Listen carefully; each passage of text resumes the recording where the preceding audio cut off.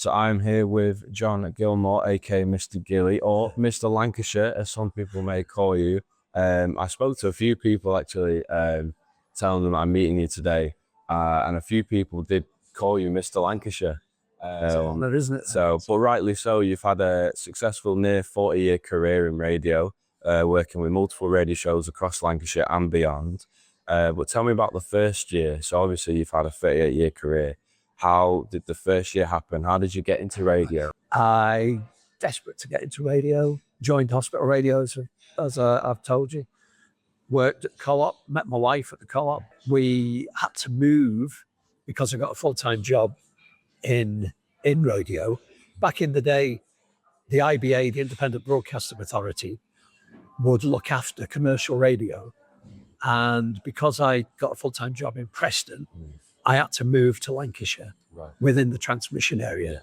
Now, of course, you can broadcast anywhere from your back bedroom and nobody bothers. But you've interviewed lots of people, and I'm going to have to mention it. You're a Guinness World Record holder. So tell me about that. How did that come about? Well, 2014, my producer at the time, Gary Scott, said, "You know what, mate?" He says, it worked out. I had the longest programme in time-wise on the Radio Lancashire. It was 12 till 4. Then Saturday breakfast. He said, "You're doing like 28 hours a week." He said, why don't we have a go at doing a 24-hour broadcast? So he got in touch with Guinness World Records. And they said, well, yeah, there's a world record for that. And they were brilliant. They were totally brilliant. We did it on Guinness World Record Day. I started in the afternoon on the 13th of November. And the first person I interviewed was Annabelle Tiffin from Northwest Tonight. And then I finished at, I think it was 3 o'clock on the 14th of November. And the last person I interviewed was Roger Johnson from Northwest Tonight. So yeah, and in between that, I interviewed 293 people, all face-to-face. You couldn't do it on the phone.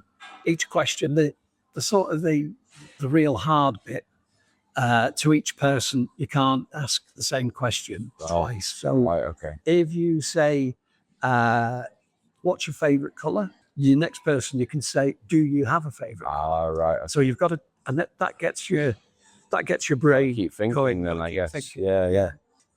So again, you've interviewed loads. You just mentioned 293 for your world record. You've interviewed lots of people. So Buzz Aldrin, Michael Caine, Tony Blair, to name a few. Obviously, all very different careers. Does your interviewing approach change with the different? I think you have to. You've got to do a bit of research, people.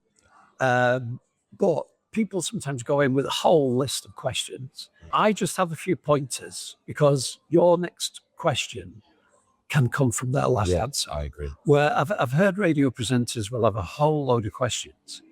And question number 3 has been asked, and the interviewee answers that, but also includes question number 7. So, and then I've heard them ask that question again, and you're not listening. You've got to listen, see what they're saying, hear what they're saying, and your next question comes from the last question. So I obviously mentioned previously Buzz Aldrin, and you sort of had a little grin when I said Buzz Aldrin. What was that like? Oh, fantastic. I interviewed him in Blackburn at West Home School at the Croston Theatre.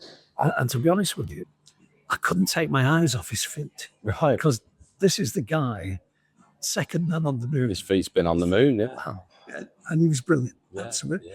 But what a great guy. Your opinion would be the best person you've interviewed? You know, you look at Michael Parkinson.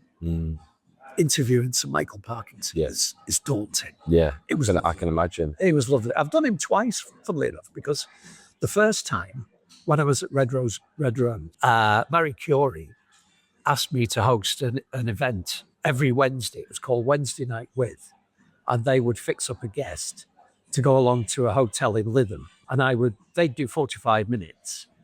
Little interval, and then I'd interview them for 45 minutes.